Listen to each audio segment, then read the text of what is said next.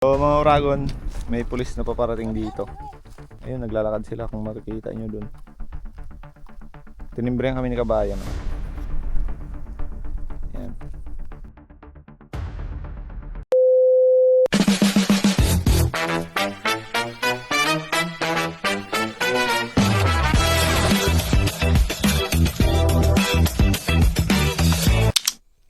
Good morning, Enteng.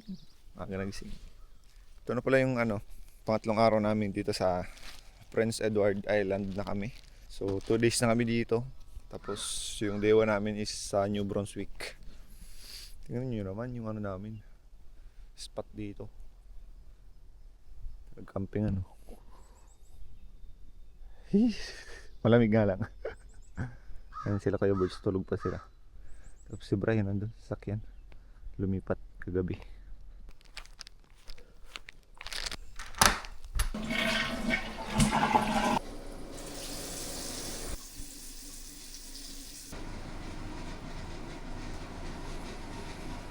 Wow, ganda ng sunrise. Napasarap tulog namin Ang lamig, tsaka ang tahimik dito. Good morning. Nagsiga kami dito kagabi.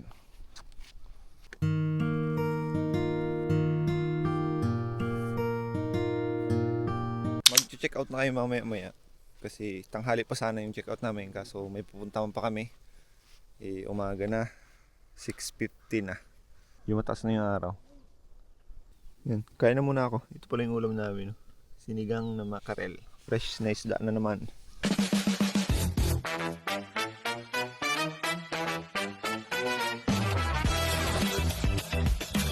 Check out na lang si Kuya Boards para dire-diretso na kami dun sa susunod na destination namin. Dilim.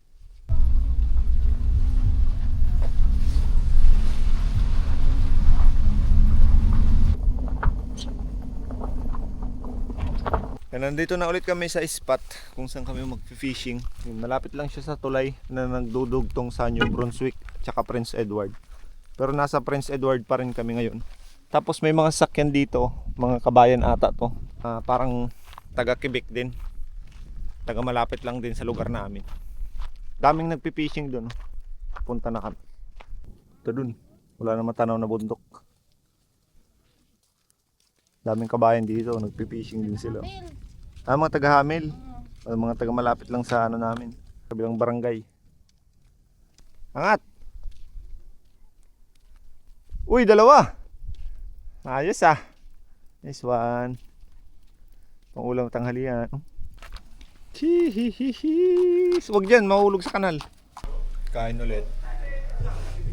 Yeah. Balik kami mamaya alas 4. Brian. Tao bang aming kanin? Yan, pagkatapos namin kumain sa KFC, namili lang kami ng pampalamig namin. Starbucks ang mga person. Starbucks. Yan yung manager Sponsored by. After namin sa Starbucks, dumaan kami dito sa sa May Park, malapit sa tulay ng Prince Edward tsaka Brunswick. Yan yung tulay. Yan yung nagdudugtong para makapunta ka ng New Brunswick.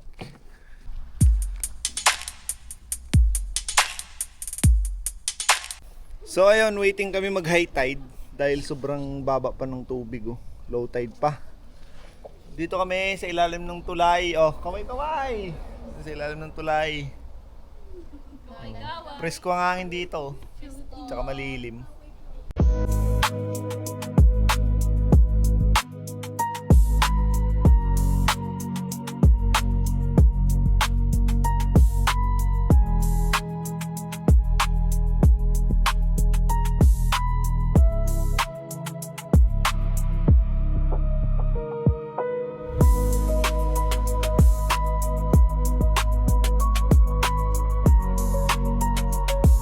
So mga Oragon, pabalik na kami ngayon sa aming fishing spot dahil medyo nag-high tide na. Doon kami malapit lang din. Let's go!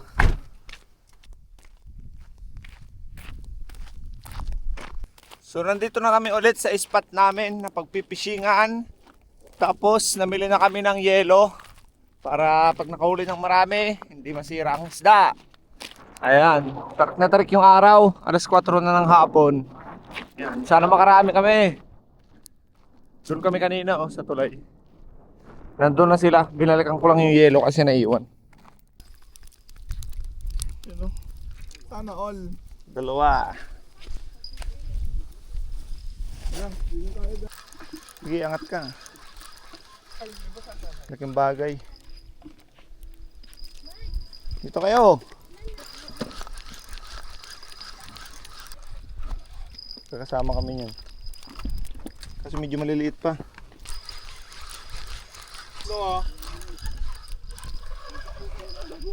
Oh, ay, nakapitaw yung isa. Oh. Malaya yung isa. Ah. Pagod na yung taga-ano namin, oh. Taga-pulot. Woohoo! Oh my God!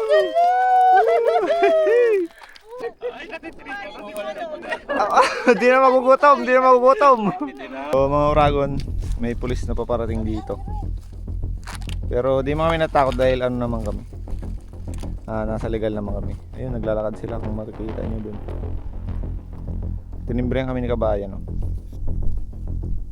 Ayan. Tagalog na lang, huwag English.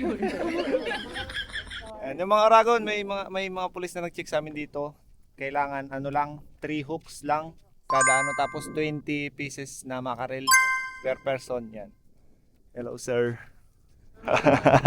Thank you. Alright guys, have a good day. Suwi. Ang isa umaulog. Okay lang, okay lang. Umaulog si. Ay, Zoe. Nakakuha na ni Zoe. Wee! Ting, ting. Ay, isa rin. Ay, isa rin. Di na iyakin. Di na iyakin. Ay. Oh. Dalawa oh. Ito man oh, bida-bida. Oh, bida-bida oh. Oh. Ilan ba yan? Wala man? Ayun, dalawa. Oh. Ay, Chloe, 3.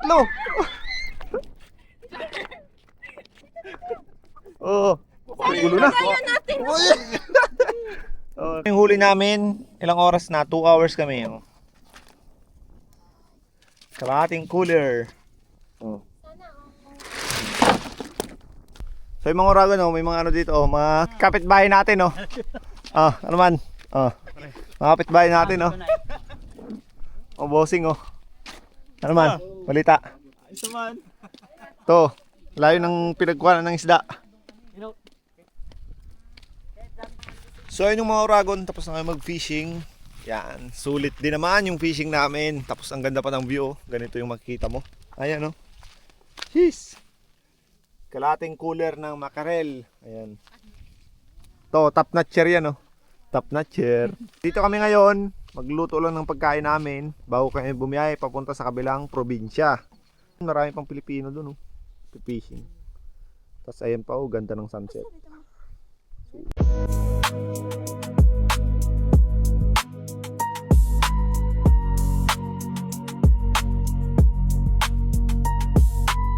So natapos naman yung buong maghapon natin at marami tayong nagawa. Yan, lumubog na yung araw. Tapos yung buwan. Dito na rin yung buwan. Yan, inaantay namin sila. Sila Bright tsaka Kuya Birds, namili sila ng sangkap dahil dito na kami magluluto muna. Tsaka kakain bago kami bumiyahe patungo sa kabilang probinsya. Sulit ang bakasyon na to. Enjoy! Tsaka may pang ulam pa. Nasent, daming lamok, oh. So yun yung mga Uragon, change plan. Di na kami dito kasi grabe ang lamok. Kung papansin nyo dyan, oh. Check nyo dyan kung makikita nyo. Ayan, di kaya yan, boss.